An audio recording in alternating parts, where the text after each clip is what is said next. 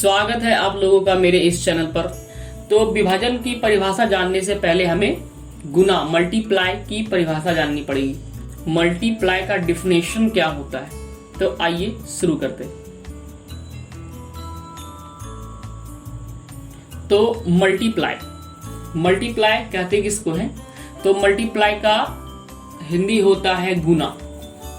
ठीक है, तो आप लोगों ने ये सुना होगा, मैंने ये बहुत बड़ा गुनाह कर दिया है। गुनाह का मतलब कोई पाप होगा या कोई ऐसा काम जो बार बार किया गया, उसे गुनाह बोलते हैं। ठीक है, तो गुनाह का मतलब ये होता है कि किसी भी काम को हम अगर बार बार करते हैं तो उसे गुनाह कहा जाता है। मल्टीप्लाई कई बार करना कामों को, ठीक है, तो इसे हम लोग क्या बोलेंगे?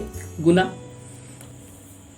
तो इसका परिभाषा इस तरह से हो सकता है कि एक ही अंक को दो या दो से अधिक बार जोड़ेंगे तो यह प्रक्रिया गुना कहलाता है।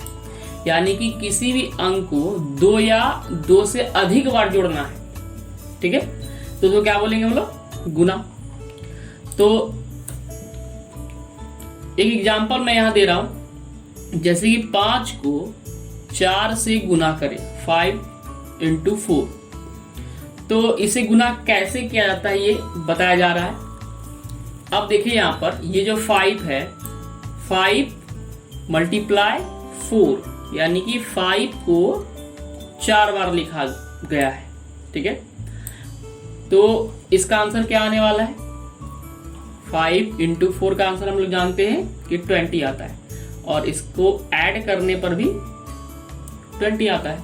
यानी कि गुना इस तरह से किया जाता है, एक ही अंक को दो या दो से अधिक बार जोड़ेंगे। यानी कि इस 5 को हमने यहाँ पर 4 बार ऐड किया है, तो उससे अब जानते हैं कि भाग कैसे करते हैं। तो इसे हम लोग क्या बोलेंगे? तो भाग का गुना इंग्लिश होता है डिवाइड। इसका ये परिभाषा दिया गया है कि एक ही अंक को दो या दो से अधिक बार घटाएंगे तो यह प्रक्रिया भाग कहलाता है। यानी कि गुना में हम लोग जोड़ते थे, गुना में हम लोग क्या करते थे? प्लस करते थे, और भाग का मतलब माइनस करना हुआ। यानी कि ये प्लस और माइनस से ही निकला हुआ एक प्रक्रिया है। ठीक है ना, तो एक ही अंक को हम लोग दो या दो से अधिक बार घटाएंगे, माइनस करेंगे, तो यह प्रक्रिया क्या कहलाएगा? भाग कहलाएगा। ठीक है, तो इसका भी एग्जांपल हम लोग देख लेते हैं। जैसे कि 15 में 3 से डिवाइड करेंगे, 15 में 3 से भाग करेंगे, तो हम लोग इसको कैसे भाग देते हैं ये जान लेते हैं। अब देखिए भाग का सिस्टम क्या है कि ये 15 जो है, 15 को 3 से डिवाइड करना है। जैसे कि यहाँ पे देखिए 1 2 3 4 5, यानी कि 5 बार घटाएंगे तब ये 15 आएगा। जब 15 में से 3 को 5 बार हम लोग घटाते हैं तो इसका आंसर क्या आता है? 0। यानी कि 15 आने के लिए 3 को 5 बार घटाना पड़ रहा है, तो इसे ही हम लोग कहते हैं कि ये भाग हुआ। अब हम लोग जानते हैं कि 15 में से 15 को 3 से भाग लगाते हैं तो 5 आंसर आता है।